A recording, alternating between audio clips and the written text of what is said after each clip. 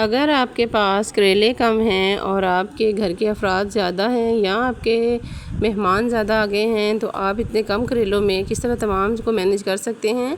बड़ी आसान सी रेसिपी मैं आपके साथ शेयर कर रही हूँ। जब आप बनाएंगे तो यकीन करें आप खुश हो जाएंगे और आप तमाम मेहमानों को अच्छी तरह से डील कर सकेंगे। चलिए जी शुरू करते हैं। बिस्मिल्लाहिर्रहमानिर्रहीम। सबसे पहले ये करेले मैंने काट कर उनको नमक लगा कर अच्छी तरह से रख दिया था और अभी तो तकरीबन 3 से 4 पानी मैंने धो के इनको अच्छी तरह से निचोड़ लिया है। अब हम इनका जो फर्स्ट प्रोसेस है हम वो स्टार्ट करेंगे। सबसे पहले हम इन्हें अच्छी तरह से हमने इसको फ्राई कर लेना है जब तक इनका ज़बरदस्त सा खूबसूरत सा कलर ना आ जाए। ये देखें जी, ये हमारा ज़बरदस्त सा ये फ्राई होना शुरू हो चुके हैं। आप इस तरह से करेले गोश्त बनाकर देखें, यकीन जाने बहुत ही मज़ेदार और बहुत ही टेस्टी बनकर तैयार होते हैं। ये जी हमारे करेले देखें इतने हमने ब्राउन कर लिए हैं, बहुत ज़्यादा कलर हमने इनका चेंज नहीं करना। तकरीबन ये देखिए हल्का सा गोल्डन ब्राउन जैसे ही होगा हम इनको ये देखें इसको हमने निकाल लेना है ऑयल में से। ये हमारे ज़बरदस्त से ये देखें जी करेले फ्राई हो चुके हैं। सॉरी, निकालना नहीं, ये हमने इसके अंदर ये प्याज ऐड कर देने हैं। इस तरह से ये लंबे लंबे मैंने प्याज ऐड किए हैं। ये प्याज ऐड करने के बाद हमारी रेसिपी इधर ही ख़त्म नहीं होनी, मैं आगे आपको जाके बताऊंगी कि आपने किस तरह से ये देखें हमने करेलों के अंदर ये थे जो प्याज ऐड किए हैं इनको हमने इतना पकाना है कि सिर्फ जो प्याज हमारे हैं वो सॉफ्ट हो जाएं, थोड़े से नरम हो जाएं, ताकि जो हमारी ये जो करेले और जो हमारा गोश्त है वो डबल सालन जो तैयार हो सके।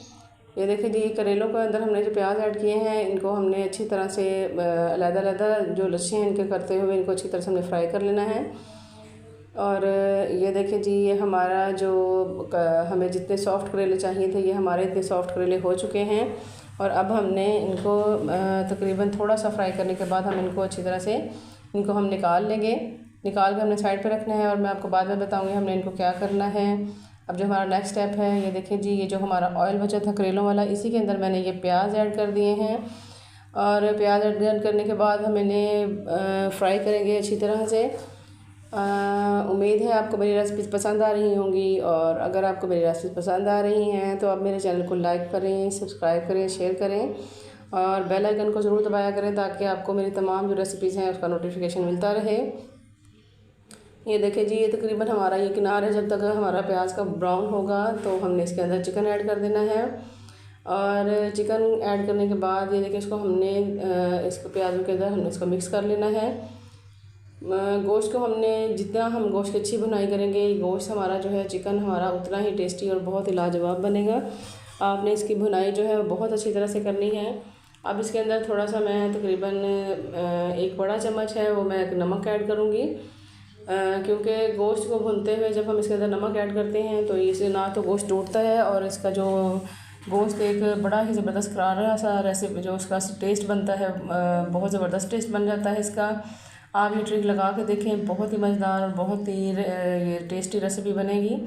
और मसाले जो जो मैं आपको जिस स्टेज पे बताऊँ अगर आप उसी स्टेज पर वो मसाले तमाम यूज़ करेंगे तो इंशाल्लाह आपकी रेसिपी और आपका करेले गोश्त बड़ा ही परफेक्ट और बहुत ही टेस्टी बनकर तैयार होगा। ये हमारे तकरीबन गोश्त जो है मैंने तकरीबन थोड़ी देर इसको हमने गोश्त और इसको फ्राई कर लिया है। अब इसके अंदर मैं लहसुन और अदरक का पेस्ट ऐड करूँगी। ये मैंने जी लहसुन और अदरक का पेस्ट ऐड कर दिया है। अब हमने इसको अच्छी तरह से इसके अंदर भूनना है लहसुन को और अदरक को, और तब तक भुनेंगे जब तक खुशबू ना आने लगे। अब मैं इसके अंदर जी अदरक और लहसुन भून चुका था। अब मैंने इसके अंदर ये देखिए जी दही ऐड कर दिया है। दही बड़ा ही ज़बरदस्त थिक सा जमा हुआ था और अब मैंने इसके अंदर तकरीबन 3 से 3.5 चम्मच मैंने इसके अंदर दही ऐड किया है।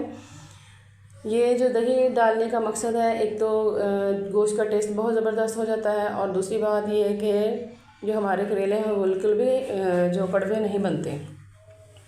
दही को सेंटर में डाल के हमने इनको अच्छी तरह से सेंटर पे फेंटना है ताकि हमारा दही फटे नहीं और घुटने से जो बन जाती है वो ना बने। अब हमने इनको अच्छी तरह से ये देखें जी हमारा दही इसके अंदर मिक्स हो चुका है। अब इसके अंदर मैं टमाटर और जो सब्ज़ मिर्च है मैं वो ऐड कर दूँगी। ये देखिए जी टमाटर और सब्ज़ मिर्च मैंने काट के रखे हुए थे। 2 बड़े टमाटर और तकरीबन 4 से 5 मैंने सब्ज़ मिर्ची ऐड कर दी हैं। ये देखें जी इनको हमने थोड़ी देर से हमने इनको भूनना है और अच्छी तरह से ये देखें इसको हम फ्राई करेंगे ताकि जो हमारी तमाम जो चीज़ें हैं वो अच्छी तरह गोश्त के अंदर मिक्स हो जाएं। अब मैं इसके अंदर स्पाइसेस ऐड करूँगी। लाल मिर्च 1 बड़ा चम्मच ऐड किया है और थोड़ा हाफ़ चम्मच छोटा जो है वो मैंने हल्दी का ऐड किया है। नमक हम पहले ही चिकन में ऐड कर चुके थे। अगर आपको ज़रूरत हो, कम लगे तो आप इसके अंदर ऐड कर सकते हैं। ये देखिए जी हमारा जो मसाला है तकरीबन, ये देखिए कितना सॉफ्ट और नरम हमारी ग्रेवी बनती जा रही है चिकन की। असल जो चिकन बनाने का जो मकसद है इसकी भुनाई है। अगर आप इसकी भुनाई अच्छी तरह करेंगे तो हमारा जो चिकन और जो करेले हैं वो बहुत ही टेस्टी और बहुत ही लाजवाब बनकर तैयार होंगे। ये देखिए जी, अब इसके अंदर मैं आपको बताती हूँ चिकन में आपने ये थोड़ी सी आपने इसके अंदर स्टेज पे आपने डाल देनी है कसूरी मेथी, ये खुश्क धनिया मैंने पाउडर ऐड किया है, और अब थोड़ा सा मैंने ये ज़ीरा पाउडर ऐड कर दिया है। इनको डालने के बाद हमने इनको अच्छी तरह से हमने मिक्स कर लेना है, और ताकि जो तमाम जो मसाले हैं वो चिकन और तमाम इस ग्रेवी के अंदर मिक्स हो जाएँ। ये देखिए जी हमारे ये तकरीबन ये मसाले जो अच्छी तरह से भुन चुके हैं, और जो मिर्च थी वो मुझे थोड़ी कम लग रही थी तो मैंने इसके अंदर काली थोड़ी सी ऐड की है। अब ये जो प्याज और ये मैंने करेले मैंने फ्राई करके रखे हुए थे ये मैं इसके अंदर ऐड करूँगी, और इनको हम तकरीबन थोड़ी देर के लिए हम इनको डालकर अच्छी तरह से इनको मिक्स करेंगे, और इनको थोड़ी देर गोश्त के साथ चिकन के साथ हम अच्छी तरह से इनको भुनेंगे, और ढकना लगा के तकरीबन 2 से 3 मिनट के लिए हम इसे दम पर रख देंगे।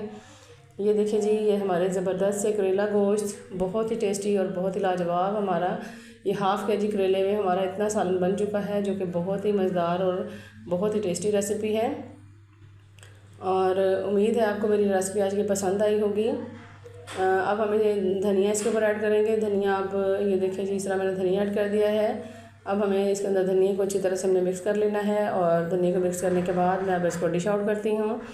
डिश आउट करते हैं। ये देखिए जी हमारे ज़बरदस्त करेला गोश्त बहुत ही लाजवाब रेसिपी तैयार है।